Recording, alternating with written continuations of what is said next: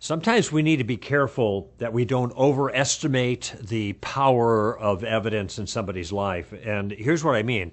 It's not unusual for a skeptic to say, look, if God would just appear to me or do some dramatic miracle in front of my eyes, then I would go to God, that kind of thing. I don't know any skeptic who says that, nor should they. The first step is proving God is real. The next step is evaluating the nature of that God. Then finally deciding whether allegiance is warranted and what form that allegiance should take. Yes, the effect of evidence is being overestimated, yet it's not the power of evidence, but rather the nature of its influence. Let's do this.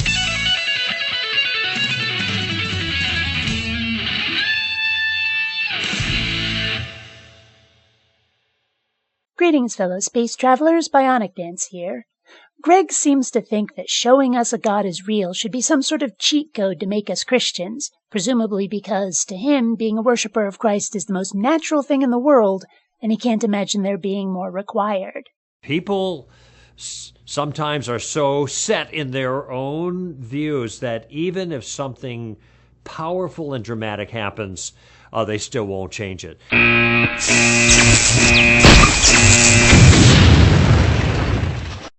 And this happened in Jesus' life. You remember at the end of his life, just at the beginning of Passion Week, Lazarus died and Jesus makes his trip to Bethany. Lazarus is out. He's 3 days in the grave, and he does this spectacular miracle and raises him from the dead, calls him forth from the grave. And what is the response of the non-believing Jewish leadership to this unbelievable miracle? Many did believe. But when it came to this particular group of people, here's how they responded. They said, we've got to do something about this Jesus, because if he keeps doing all of these miracles, people will believe in him and the Romans will come in and take away our nation and our situation, and we can't have that. So what you have here is people who apparently do believe, and as a result have identified a threat to themselves, their nation, and their way of life. And they felt the best course of action was to defend themselves. And that's probably how I'd feel. Speaking as a left-handed adopted multiracial lesbian atheist, I imagine someone affiliated with the Christian God has me on their shit list. If I discover that their God really is real, I wouldn't bow down and worship. I'd go looking for the magic ring or flaming sword that could kill the motherfucker. 'Cause it's pretty much me or him. Notice what they said. If he keeps doing all of these miracles. In other words, they acknowledged this tremendous miracle that he just performed. And so instead of dropping to their knees, they said, we've got to get rid of this guy. And that's a huge flaw in his thinking, that if we believe, we'll also worship. I mean, yeah, if some giant cloud face poofed into the sky and started waving hello, and did it before in-person special effects made faking such things possible, I'd certainly start to suspect something supernatural was up. It might be a little hard to accept given past experience, but it'd also be really hard to deny. But immediately, how did he put it, falling to my knees? Forget it. He seems to think that the only possibility is that we're seeing his God. But there are so many other things it could be. A prankster, trickster God, for example. Mind-altering pixie dust, maybe. Extraterrestrial frat boys fucking with the primitive earthlings. We don't know. And this guy wants us to fall on our noses and declare ourselves unworthy based on a single viewing. Yeah, right.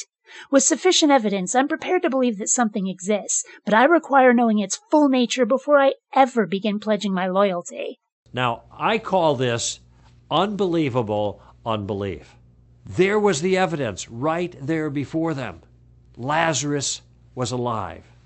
And instead of responding and putting their trust in God's Messiah, they wanted to kill Lazarus as well. That's like saying, hey, you have the evidence of Darth Vader right there in front of you, so put your trust in the dark side of the Force. No way.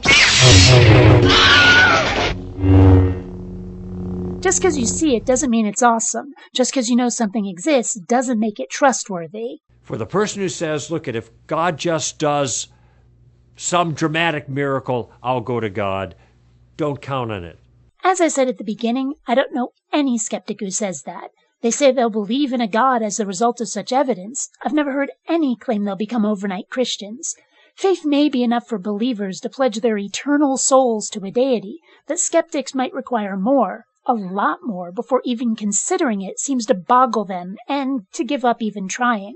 But life is complicated, and insisting on easy solutions usually leads to bad mistakes. The sun softens butter, but it hardens clay. Butter will also go bad if left in the sun too long. People make art out of clay and make it harden to keep it beautiful. Just saying. Until next time, fellow space travelers, this is BionicDance saying don't run on automatic. Instead, please think.